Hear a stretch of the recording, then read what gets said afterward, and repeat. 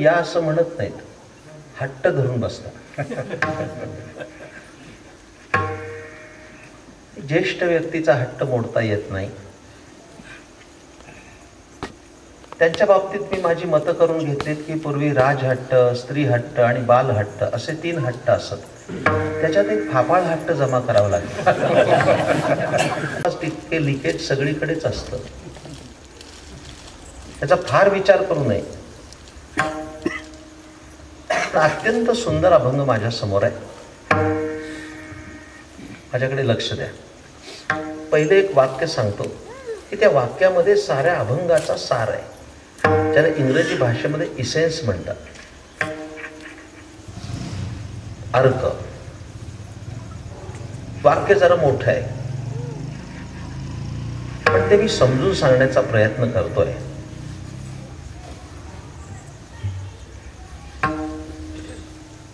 उद्या स्टेटसला ठेवायला अडचण नाही, इतकं ते चांगलं आहे.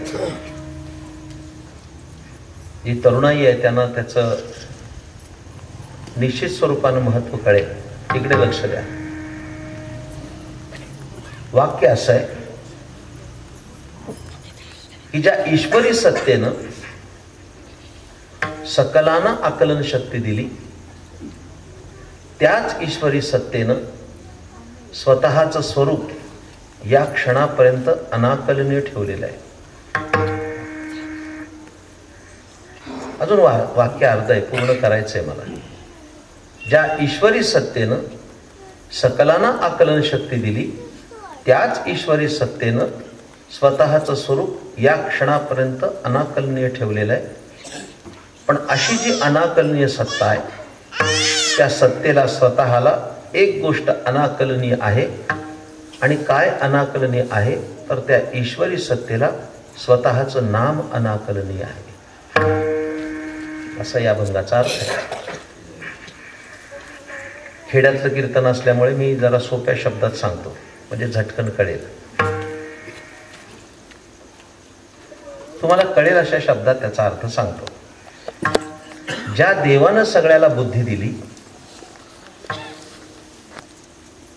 त्या बुद्धीच्या बळावर तो देव कळत नाही.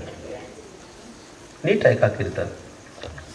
ज्या देवानं सर्वांना बुद्धी दिली, त्या बुद्धीच्या बळावर देव कळत नाही. आणि असा जो न कळणारा देव आहे, त्या देवाला स्वतःला ही गोष्ट कळत नाही. आणि काय कळत नाही, तर त्याचं नाम किती श्रेष्ठ आहे हे त्यालाच कळत नाही, असं तुकाराम महाराजांचं म्हणणं आहे. या अभंगाचा एका वाक्यात अर्थ असा आहे. आता त्याचा विस्तार करतो जेवढा शक्य होईल तेवढा माझ्या मर्यादित वेळेत. इकडे लक्ष द्या. हा अभंग म्हणजे काय आहे, तर हा अभंग म्हणजे तुकाराम महाराजांचा आणि देवाचा झालेला संवाद आहे. तुकाराम महाराज संवाद करतात देवाशी. कधीतरी महाराज वारीला गेले, आषाढीला देवाची भेट झाली. आपल्यासारखी नाही, प्रत्यक्ष. वाट पाहे उभा भेटीची आवडी, हे चरण कसं लावणार वारकरी? तो वाट पाहतो, ज्ञानोबराची पाहतो, तुकोबराची पाहतो, अशा वैष्णवांची तो वाट पाहतो. सामान्याच्या वाटेलाही नाही तो. तुकोबराय त्याला भेटले आणि त्यांचा संवाद झाला. इकडे लक्ष द्या. आणि या संवादाअंतर्गत तुकाराम महाराज देवाला म्हणाले, देवा तुला कळत नाही. हे म्हणणं किती धारिष्ट्याच आहे. एक विचार करा की त्याला कळत नाही असं काय आहे जगात? तो सर्वज्ञ आहे, त्याला काही माहित नाही असं एकही नाही. देव जाणता, देव जाणता असं प्रकर्षानं म्हटलंय. तो जाणतो, त्याला कळत नाही असं काहीच नाही. तरी तुकाराम महाराज त्याला म्हणतात तुला कळत नाही. हे इतकं सोपं नाही जेवढं वाटतंय. नुकताच एका पुस्तकाला लेख लिहिलाय, त्याच्यामध्ये असं लिहिलंय मी, आपल्याला फार कळतं असं ज्याला वाटतं त्याला काहीच कळालेलं नसतं. हे लक्षात घ्या. आपल्याला फार कळतं असं ज्याला वाटतं त्याला काहीच कळालं नसतं. आता मी कीर्तन करतोय, जरा एक वाक्य लक्षात ठेवा. काही मोजकी माणसं विचार करू शकतात तिथे बसलेली. एखाद्या विषयात एखादा माणूस पारंगत असतो. माझं बोलणं कळतंय? एखाद्या विषयात एखादा माणूस तज्ञ असू शकतो, पण दुसऱ्या विषयामध्ये तो अज्ञ असतो. म्हणजे आता मी कीर्तन करतोय, मी कीर्तनामध्ये काही संत विचार सांगतोय, पण हे बुवासाहेब आता पखवाज वाजवतायत. ते चांगला वाजवतात एवढंच माहिती, ते काय वाजवतात हे मला माहित नाही. ते कोणता मुखडा वाजवतात, कोणती लग्गी वाजवतात, कोणती सरपड वाजवतात हे मला माहित नाही. तो माझा अभ्यास नाही. त्या विषयात मी प्रवीण नाही. ते प्रवीण आहेत, त्यांना प्रावीण्य आहे. मला हे कळत नाही, हे प्रामाणिकपणाने कबूल केलं पाहिजे.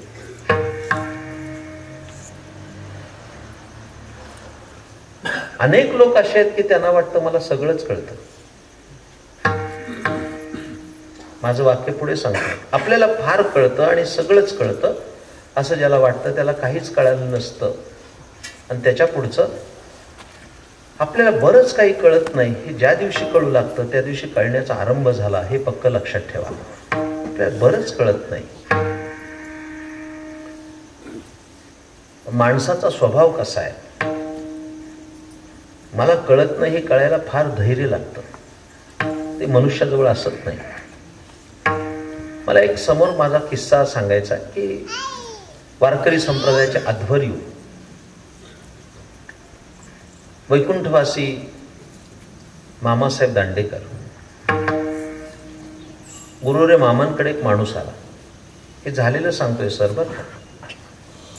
शाळा भोळा माणूस होता. मामाने नमस्कार केला. मामा, मला ज्ञानेश्वरीचा 13वा अध्याय कळत नाही. आणि खरंच आहे, तो क्षेत्रज्ञ योग आहे, नाही कळत. तर 13वा अध्याय मला सांगाल का? तर मामासाहेब म्हणाले, 13वाच का बाबा? मामासाहेब थोडे परखड होते. 13वाच अध्याय का? तर त्या बिचाऱ्या माणसाने सांगितलं की मला 12 अध्याय कळालेत, 13वा कळत नाही. मामासाहेब म्हणले, तू सरळ उभा राहा, तुला मला एक साष्टांग दंडवत घालू दे, कारण तुला 12 अध्याय तरी कळालेत, अजून मला एक ओवी कळाली नाही. तुला 12 अध्याय कळाले म्हणजे तू माझ्या कितीतरी पुढे आहेस. माझ्या प्रिय श्रोत्यानं, मला कळत नाही हे कबूल करण्यासाठी खूप मोठं धैर्य लागतं. ते सर्वांच्या ठायी नसतं.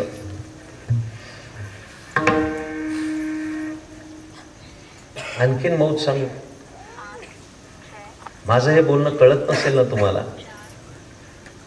तर उद्या आपल्या बाजारपेठेमध्ये एखाद्याला म्हणून बघा, तुला कळत नाही. बघा तर खरं उद्या म्हणून एखाद्याला म्हणा तुला कळत नाही, म्हणजे मी काय म्हणतो ते कळेल. एखाद्याला म्हणून बघा, तुला कळत नाही. तुम्ही असं म्हटलात की तो तुमच्या अंगावर धावून येणार.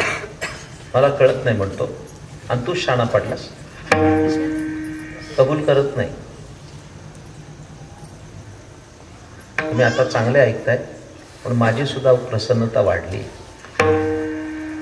तुम्हाला कळत नाही असं म्हटलं की तो कबूल करत नाही, आणि त्याला कळत नसून तो कबूल करत नाही. ही मेघ आहे, त्याला कळत नसतं पण तो कबूल करत नाही. आणि माझ्या प्रिय श्रोत्यानो, त्याला कळत नसून तो कबूल करत नाही, हेच त्याचं न कळणं असतं. कळालं असतं तर कबूल केलं असतं. मला नाही कळत त्यातलं.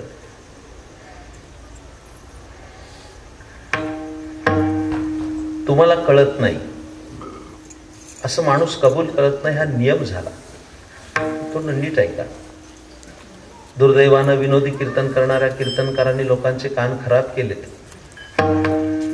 चांगलं ऐकायची अभिरुची नष्ट होत चालली.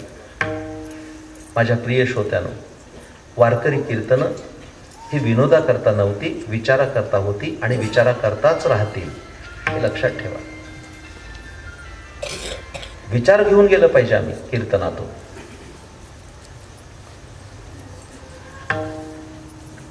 या पार्श्वभूमीवर काय विचार सांगतोय? मला कळत नाही हे माणूस कबूल करत नाही, हा नियम झाला.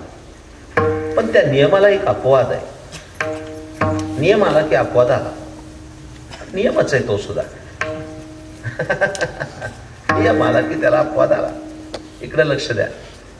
तुम्हाला कळत नाही हे माणूस जगात कबूल करत नाही, पण तुम्हाला कळत नाही हे फक्त तो घरातच कबूल करतो. हे तरी कळतंय का नाही? फार अवघड सांगतंय असं नाही. माझा स्वतःचा अनुभव सांगू का? काही दिवसापूर्वी मला फोन आला. आता मोबाईलवर फोन येत, नाव नव्हतं, मी तो रिसीव्ह केला. रामकृष्ण हरी म्हणालो. तर समोरून आवाज आला, कुठं आहेस तू? मी जरा चक्रावलो, कारण असं ऐकायची सवय राहिली नाही. कुठं आहेस तू? मी म्हटलं मी प्रवासात आहे. कोण बोलताय आपण? प्रमोदच बोलतोय का? मग मला धक्का बसला की मला एकेरी नावानं कोण बोलतोय. पण मी त्यांना विचारलं, आपण कोण बोलता, मला खुलासा करून सांगा. मग त्याने सांगितलं, अरे मी तुझा शाळेतला मित्र बोलतोय, आपण 7वीला एकत्र होतो. मग त्यांनी मुख्याध्यापकाचं नाव, शिक्षकांचं नाव सांगितलं, स्वतःचं नाव सांगितलं, आणि मग परिचय पण दिला. आता मी एका डिस्ट्रिक्ट कोर्टाचा जज झालोय. आमच्या जिल्ह्यात खूप मोठा सप्ताह आहे, तुझं कीर्तन आहे. ते लोक मला निमंत्रण द्यायला आले. त्या पॅम्पलेटमध्ये मी तुझं नाव वाचलं आणि त्यांच्याचकडनं तुझा नंबर घेतला आणि तुला फोन केला. मला माझं बालपण आठवलं की माझा एक मित्र, माझ्या शेजारी बसणारा, माझ्या गृहपाठाच्या वया चोरणारा, आज डिस्ट्रिक्ट कोर्टाचा जज आहे. पण एनिवे मला आनंद पण झाला की खूप वर्षांनी त्याचा फोन आला आणि आपल्याकडे जेवायला यायचं बरं का. तर मी निमंत्रण स्वीकारलं. ठीक आहे, कुठेतरी जेवायचंय म्हटल्यानंतर आपल्या मित्राकडे जाणं केव्हाही चांगलं. माझ्या नियोजित वेळेला मी गेलो तिथं. आता डिस्ट्रिक्ट कोर्टाचा बंगला कोणता हे विचारायचं काही कारण नव्हतं. मोठा माणूस, अख्खा जिल्हा त्याला चळाचळा कापतोय. तिथं गेल्यानंतर तो बंगला पाहिला, सरकारी बंगला. जाऊन बटन दाबलं. एका सुशील गृहिणीने दार उघडलं. पण नमस्कार केला. या महाराज. हे अंदाजानं जाणलं ही त्याची धर्मपत्नी आहे. अंदाज तो सांगून गेला असेल महाराज येणार आहे.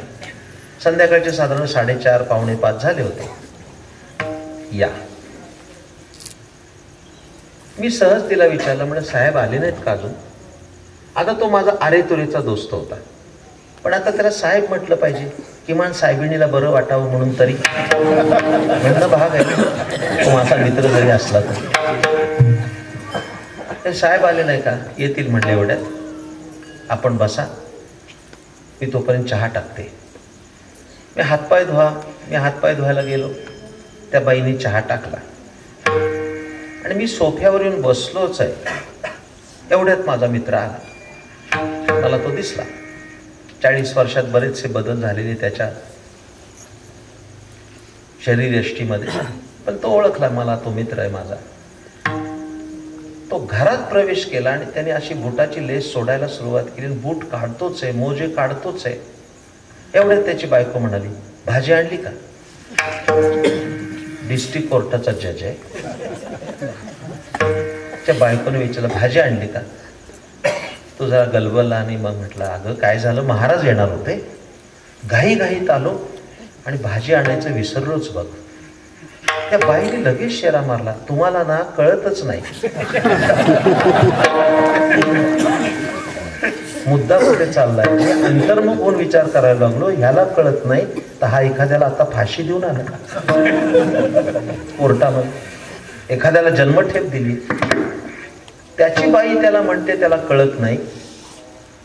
मी थोडा अंतर्मुख झालो. तेवढ्यात माझा मित्र म्हणाला, बरं झालं महाराज तुम्ही आला. हे मला रोज असंच म्हणते, तुम्हीच आता न्याय करा, मला कळतंय का नाही.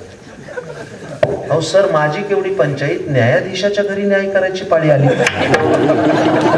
तो न्यायाधीश आहे, आपण काय न्याय करणार? पंचायतच आहे. बरं, अडचण कोणती आहे? त्याला कळत नाही म्हणावं तर त्याच्या घरी राहायचंय, आणि त्या बाईला कळत नाही म्हणावं तर तिच्या हातचं खायचंय. केवढी केवढी पंचायत आहे. थोडा मी वेळ घेतला. म्हटलं आधी चहा आलाय तो घेऊया. वाफाळलेला चहा आला. आम्ही चहा प्यालो दोघे जण. काहीतरी उत्तर देणं भाग आहे. मग मी माझा जो काही निर्णय आहे तो सांगितला. म्हटलं साहेब, मला विचारलं, मी माझं जजमेंट देतो. ते सांगा म्हटले. तुम्हाला बिलकुल कळत नाही. माझं जजमेंट मी दिलं, तुम्हाला बिलकुल कळत नाही. केवढा आनंद त्या बाईंना झाला, एखादी मोठी केस जिंकल्याचा. आणि तिने ठणकावून सांगितलं, आतापर्यंत मी म्हणत होते बघा, महाराजांनी आता निर्णय दिलाय, तुम्हाला कळत नाही. 5 पैसे एवढं तोंड झालं त्याचं. मला कळत नाही. म्हणलं आता कीर्तनाची वेळ झाली, कीर्तन आल्यानंतर याच्यावर आर्ग्युमेंट करू.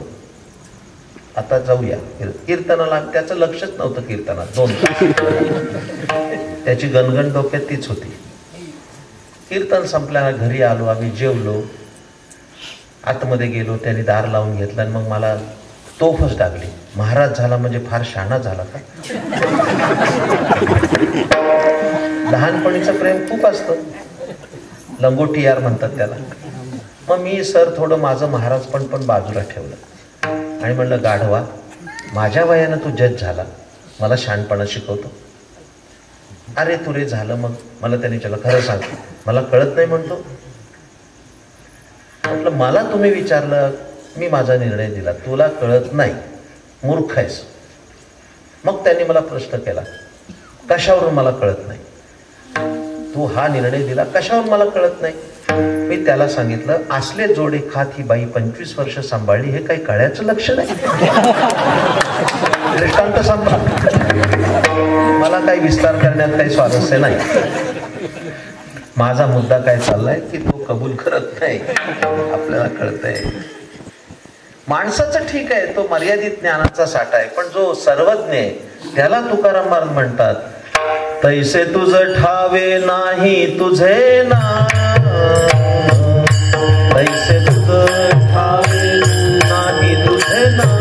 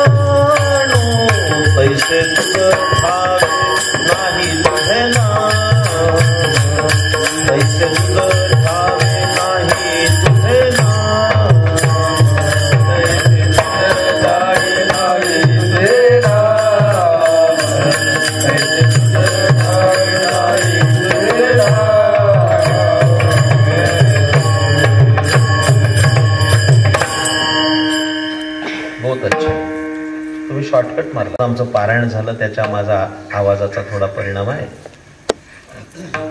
नुकताच इंदोरला अखिल भारतीय कीर्तन महोत्सव झाला, त्यामध्ये मला संमेलन होतं. तिकडून आल्यानंतर थोड्या आवाजाची तक्रार आहे, तरी तुमच्याशी मी संवाद करतोय. इकडे लक्ष द्या.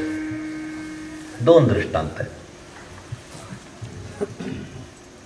थोडा पक्वाजाचा आवाज कमी करा, तो जास्त वाटतोय.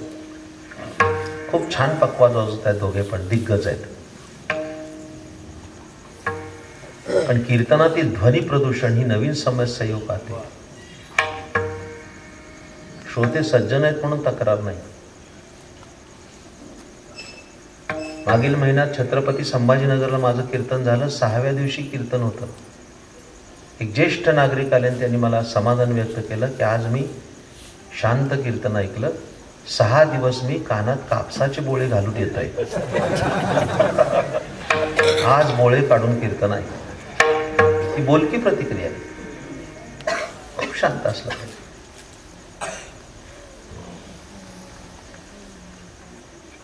भारतीय युद्ध संपलं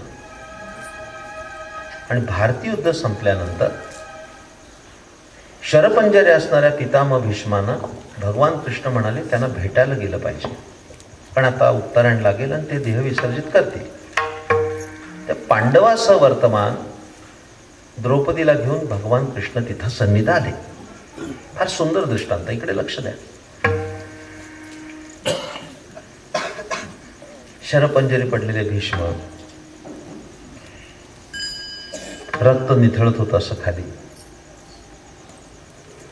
भगवान जवळ आल्याबरोबर भगवंताने त्याला नमस्कार केला भीष्मानं. तर पितामह भीष्म हसले. त्या देवाने विचारलं का हसलास? ते म्हणले असाच हसलो. भीष्म म्हणले असाच हसलो. असंच कोणी हसत नाही. आणि जे लोक असंच हसतात त्यांना लोक ठाण्याला पाठवतात. काहीतरी परिणाम डोक्यावर झाला. का हसला?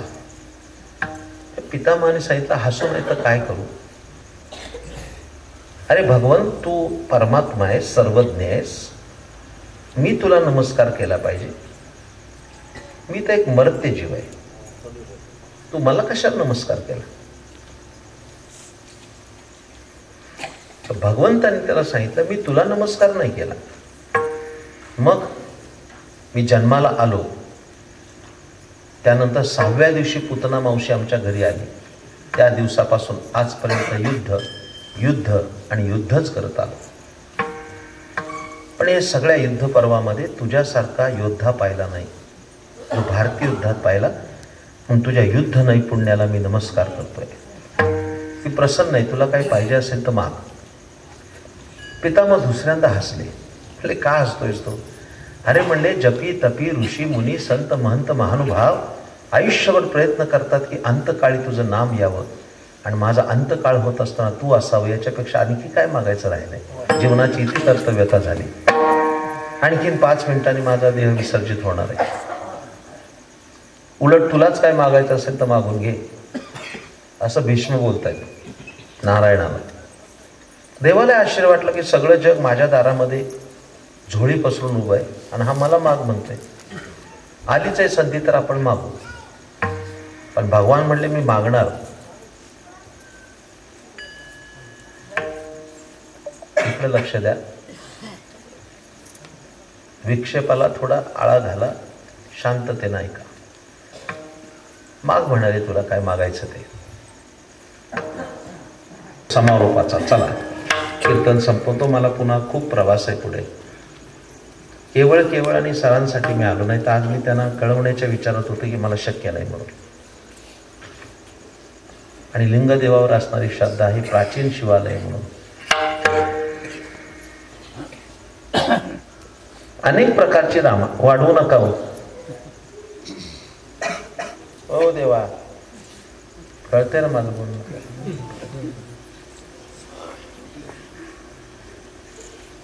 नाही तर सकाळी चर्चा उगीच देवळात गेलता, इथं चांगला ऐकतो की आपण सोय करतोय त्यांची, न येणाऱ्यांची. मला तर म्हणलं एवढेच बॉक्स पाहिजे, करणे बंद करून टाका, निमूट उद्या कीर्तनला येतील. इथं जागा पुरणार नाही. आहे ते स्वच्छ आहे.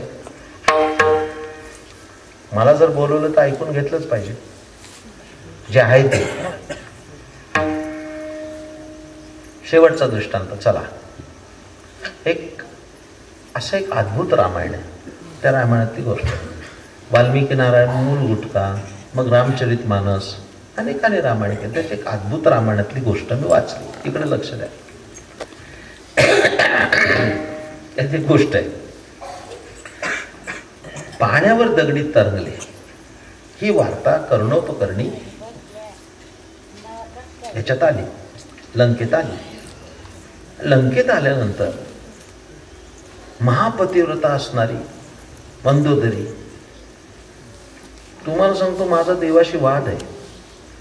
पटो नाही तर न पटो, पण माझा वाद आहे. सांगू कशासाठी? तो नालायक माणसाला चांगली बायको देतो.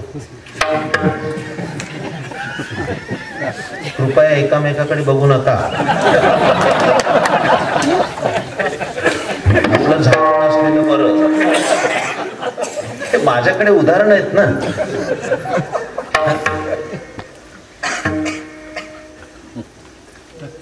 नालायकातला पहिला नालायक हिरण्यकश्यप, त्याला कयादू दिली ना. नालायकाच्या यादीत पहिला नंबर रावणाचा लावा लागेल. पण ज्या 5 बायकांच्या नावानं सगळं पाप नष्ट होतं, त्या 5 नावामध्ये मंदोदरीचं नाव आहे ना. अहल्या, द्रौपदी, सीता, तारा, मंदोदरी तथा म्हणतोय ना सकाळी आपण. मला कळत नाही सर की असा देव कसा निर्दयी आहे. हा, चांगल्या कपाला फुटकी बशी आणि चांगल्या बशीला कान तुटका कप. असं तुला चांगलं कळायचं तर खुलासा करायचं काही कारण नसावं. ही मंदोदरी दिली त्याला.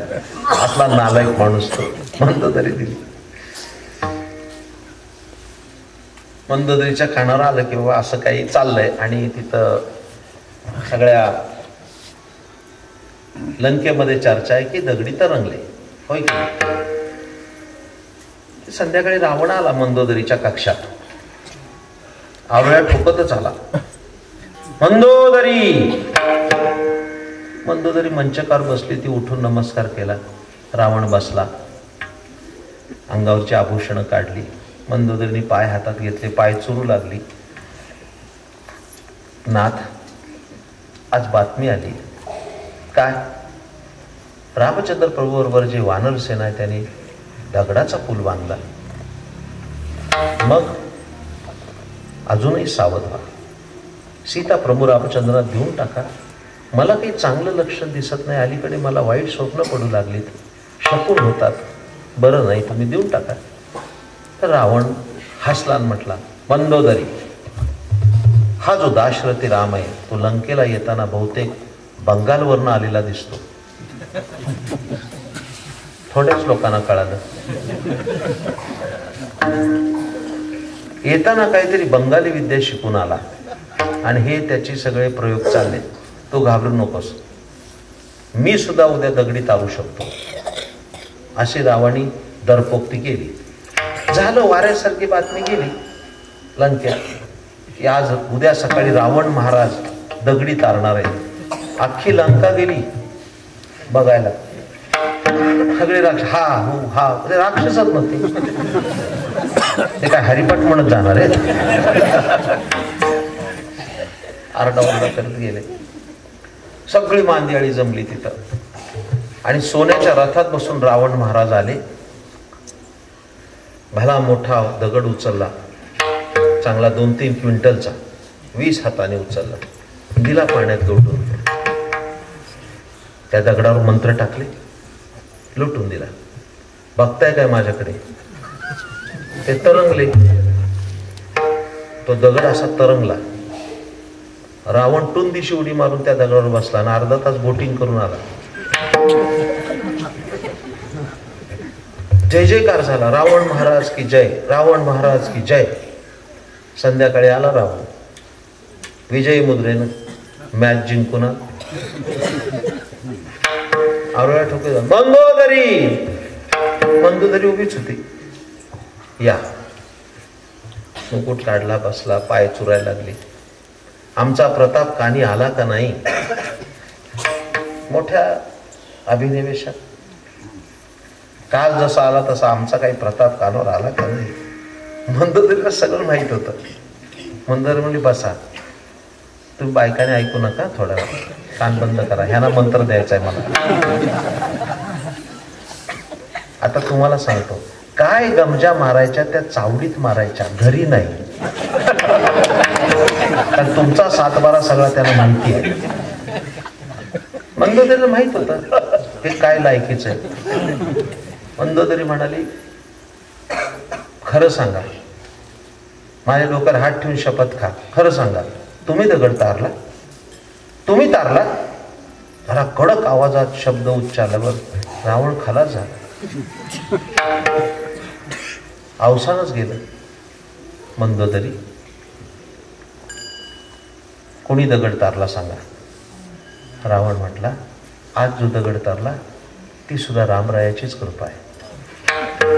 कसं?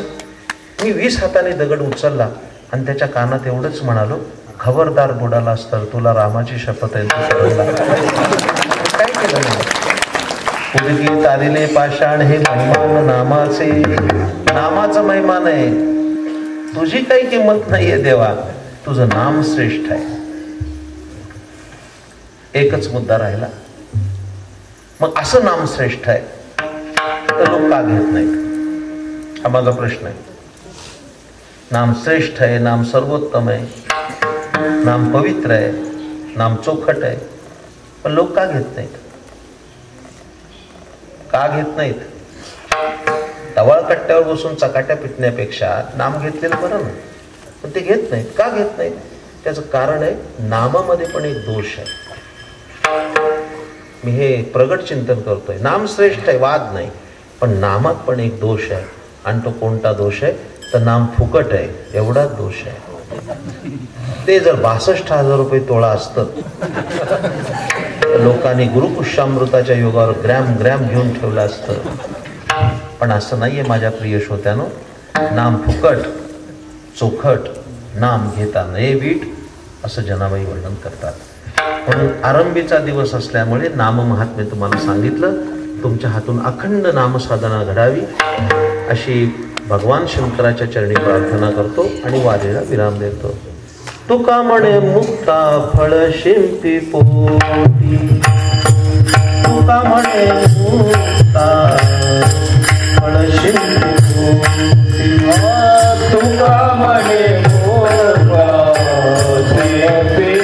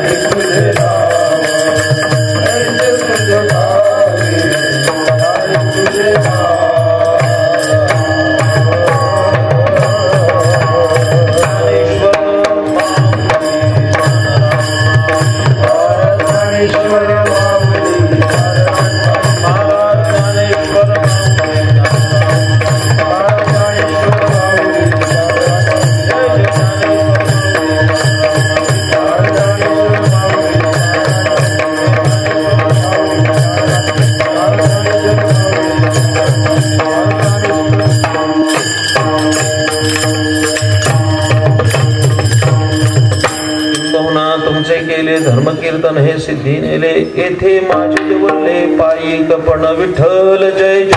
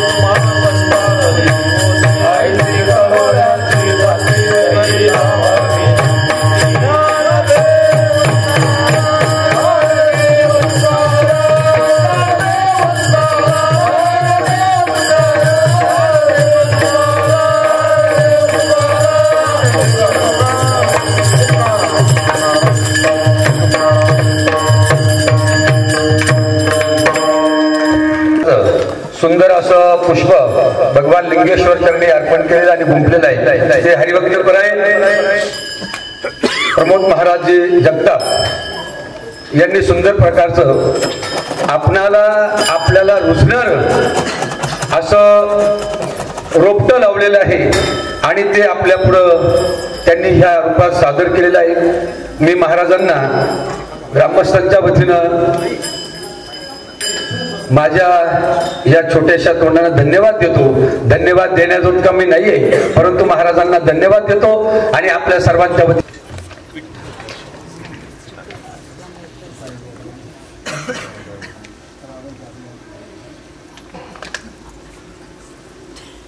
पुंडली कवरदारी विठ्ठल श्री ज्ञानदेव तुकाराम पंढरीनाथ भगवान की जय. माऊली ज्ञानेश्वर महाराज की जय. लिंगेश्वर भगवान की जय. आजला कमी आहे जरा तो आणि या ठिकाणी सुंदर असं गायनाची साथ वाघापूरचे लांडे महाराज असतील, त्याचप्रमाणे लईचं सगळं भजन मंडळ असेल, त्याचप्रमाणे माझे सहकारी पक्वाद मृदुंगमणी ज्यांना अकोल्यामध्ये नवे नवे तालुक्यात सगळं तालुका ओळखतो ते माझे सहकारी शांताराम महाराज पापळ, त्याचप्रमाणे आमच्या वारकरी शिक्षण संस्थेचे या ठिकाणी अध्यक्ष आहेत, त्यांचंही स्वागत करतोय. सगळे मुलं महाराज त्यांच्याकडे चौधरी महाराजांकडे शिकतात. ही लिंगदेव मध्येच वारकरी शिक्षण संस्था आहे. त्याचप्रमाणे विनायक महाराज शेटे आलेले सर्व पाहुणे मंडळी यात आपलं सर्वांचं स्वागत करतो आणि सर्व पाहुणे मंडळींनी चहा पाणी घेऊन घेतल्याशिवाय कोणी जायचं नाही. या ठिकाणची सूचना संपली. उद्या बहुसंख्येने उपस्थित राहावं अशी आपल्या सर्वांना विनंती. रामकृष्ण.